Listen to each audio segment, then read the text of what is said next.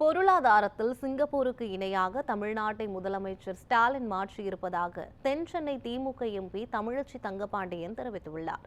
நெல்லை கிழக்கு மாவட்ட திமுக மாணவரணி சார்பில் பவள விழா மற்றும் 3 ஆண்டு ஆட்சியின் சாதனை விளக்க பொதுக்கூட்டம் நெல்லை மாவட்டம் கூடங்குளத்தில் நடைபெற்றது.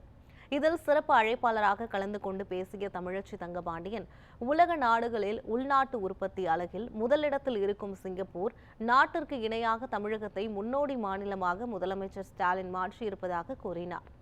ஏழை எளிய மக்கள் பயன்பெறும் பல நல்ல திட்டங்களை முதலமைச்சர் செயல்படுத்தி இருப்பதாக குறிப்பிட்ட அவர், மகளிர் உரிமை தொகை, தமிழ் புதல்வன், தாயுமானவன், விடியல் பயணம் போன்ற திட்டங்களை சுட்டிக்காட்டினார். தமிழ்நாட்டை வலிமையான மாநிலமாக மட்டுமின்றி சமூக நீதிக்கான மாநிலமாகவும் மாற்ற வேண்டியது திமுகவினரின் கடமை என்றும் குறிப்பிட்ட தமிழச்சி தங்கபாண்டியன், 2026ஆம் ஆண்டு தேர்தலில் அனைத்து தொகுதிகளிலும் திமுக வெற்றி பெற கடுமையாக உழைக்க வேண்டும் என கேட்டுக்கொண்டார். வணிகம் செய்வதற்கு ஏற்ற இடம் முதலிடத்தை பிடித்திருப்பது சிங்கப்பூர் தான் என்று பல்வேறு விதமான மேகசின்ஸ் அனைத்தும் பாராட்டிக் கொண்டிருக்கும் பொழுது, அதற்கு இணையாக தமிழ்நாட்டை இந்தியாவிலே இருக்கின்ற அனைத்து மாநிலங்களுக்கும் முன்மாதிரி மாநிலமாக கொண்டு சென்று சேர்த்த பெருமை நம்முடைய மாண்புமிகு முதலமைச்சருக்கு மட்டும்தான் சேரும்.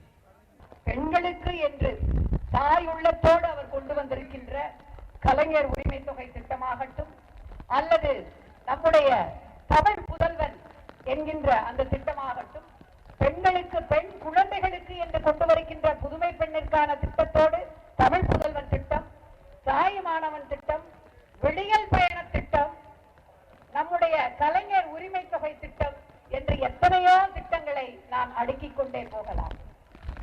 தமிழ்நாட்டை ஒரு உறுதிமிக்க வலிமை மிக்க மாநிலமாக மட்டுமல்லாமல் சமூக நீதிக்காக ஒரு மாநிலமாக மாற்றியமைக்கின்ற ஒரு கொண்டாட்டமாக இது இருக்க வேண்டும். 2026ஆம் ஆண்டு வெற்றி நமக்கு மட்டும்தான் என்பதை இந்த மழை உறுதி செய்கின்றது. நாம் வெல்வோம். கழக மாணவரணியினுடைய பணி சிறக்க